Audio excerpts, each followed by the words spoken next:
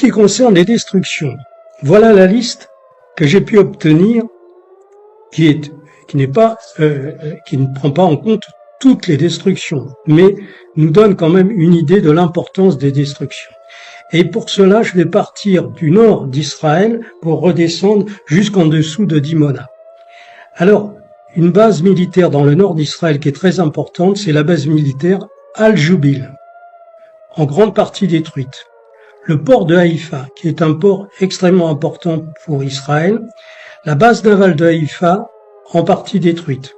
Le dépôt de pétrole, aux 3/4 détruit. La production d'électricité, on va dire très endommagée, elle fournit 55% de l'électricité en Israël.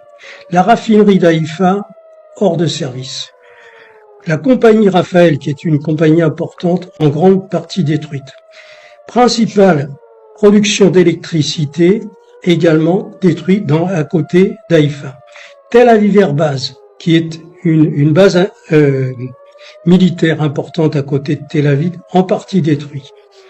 Les bâtiments du Mossad, Makar, c'est un peu le siège si on veut, a été en partie détruit, son directeur a été tué. Ben Gurion Airport a été très endommagé et pendant toute la durée des échanges, il était interdit de décoller ou d'atterrir à Ben Gurion Airport. La base militaire de Karia a été en grande partie détruite.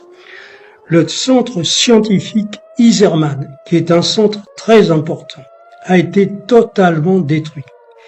Selon les scientifiques, il faudra environ 3 ans pour reconstruire ce centre, auquel on pourra ajouter 1 an pour obtenir les échantillons qu'ils étaient parvenus à fabriquer au cours des 12 derniers mois. Le Scientific Research Center, complètement détruit. Guyat Gat Industries, en partie détruit. Le ministère de la Recherche militaire, en grande partie détruit. Centre de la recherche nucléaire, en grande partie détruite. Nevatim Airbase, extrêmement touchée.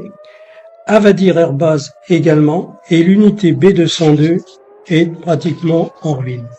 Donc, voilà la situation suite à seulement 9 jours de tirs de missiles. Je peux vous dire, sans aucun doute, que les Iraniens avaient la capacité de continuer à tirer des missiles pendant 6 mois, et en ce qui concerne Israël, ils ne possédaient plus qu'1 semaine de missiles patriotes qui interceptent une partie des missiles iraniens. Et en ce qui concerne les États-Unis, je le sais de source sûre, la capacité industrielle des États-Unis est très limitée en ce qui concerne la production des missiles patriotes. Ce qui a été consommé en 1 semaine en Israël va demander 1 année de production dans les conditions actuelles. Alors il est possible qu'ils vont augmenter les capacités de production, mais s'ils restent sur ce niveau, ils sont capables de faire une guerre de 8 jours et rien de plus. Donc là, on est loin, si vous voulez, des discours de Trump, on va faire ci, on va faire ça, ils n'ont pas pu faire grand-chose. Et ce que je peux vous dire, c'est que le cessez-le-feu qui a été demandé par Israël, parce que j'en parlerai peut-être tout à l'heure, ils étaient dans une situation catastrophique.